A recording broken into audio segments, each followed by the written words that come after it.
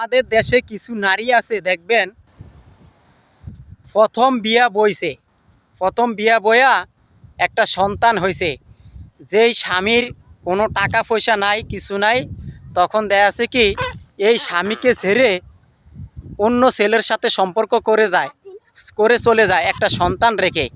তা আসলে এই নিষ্পাপ সন্তানটা কি করছে? আপনি সন্তানের মুখের দিয়ে তাকিয়ে থাকেন, আপনি একদিন জয় হবেন। আজকে দেখেন একটা নিষ্পাপ সন্তান আপনি জন্ম দিয়েছেন, জন্ম দিয়ে এরপরে অন্য পুরুষের কাছে চলে গেছেন এই সন্তান থুয়ে। আপনি এই স্বামীর ভাত খাবেন না। তা আমি বলতে চাই, যেই নারী নিজের সন্তান থুয়ে অন্য পুরুষের সাথে চলে যান বা অন্য পুরুষকে ভালোবাসেন, আপনি তার আগে তাহলে এর কাছে বিয়ে বসলেন কেন? তা আমাদের দেশে কিছু কিছু খাসালতের নারী আছে, নিজের সন্তান 6 মাসের বা 5 মাসের বা 3 মাসের বাচ্চা ধুয়ে চলে যায় আরেক বেড়ার লগে।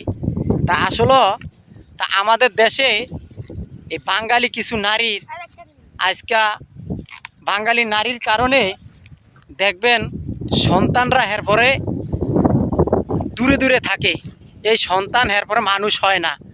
তা আসলে আপনি যখন একটা সন্তান জন্ম দিছেন, তাহলে আপনি জন্ম দেওয়ার টাইমে আপনার খেয়াল ধারণা থাকতে হবে যে আমি এই সন্তানটা জন্ম দেই, এই সন্তান বড় হইলে আমাকে পরিচয় দিবে কি না।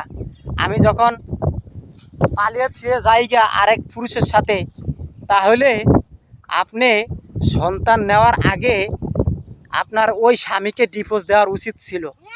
তা এখন কিছু কিছু নারীরা আছে সন্তানকে পালিয়ে থুয়া অন্য পুরুষের হাত ধরে চলে যায়। 6 মাস, 7 মাসের, 3 মাসের, 1 মাসের বাচ্চাকে পালিয়ে থুয়ে অন্য পুরুষের হাত ধরে চলে যায় কিছু নারী।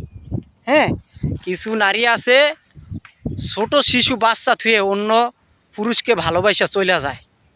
আসলে আপনারা এই কাজগুলো ঠিক করেন নাই। আপনারা চিন্তা ভাবনা করবেন, বিয়ে শাদী যখন বসবেন এবং কারোর সাথে যদি সম্পর্ক থাকে, কোনো ছেলের সাথে সম্পর্ক থাকে, আপনারা আপনার বাপ মার কাছে বলতে পারেন। কেউ জোর করে,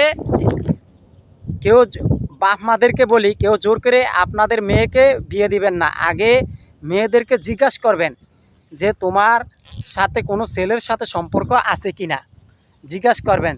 তাহলে দেখবেন একটা সন্তান জন্ম দেওয়ার আগে সেই সন্তানটা এতিম হইতে পারে না।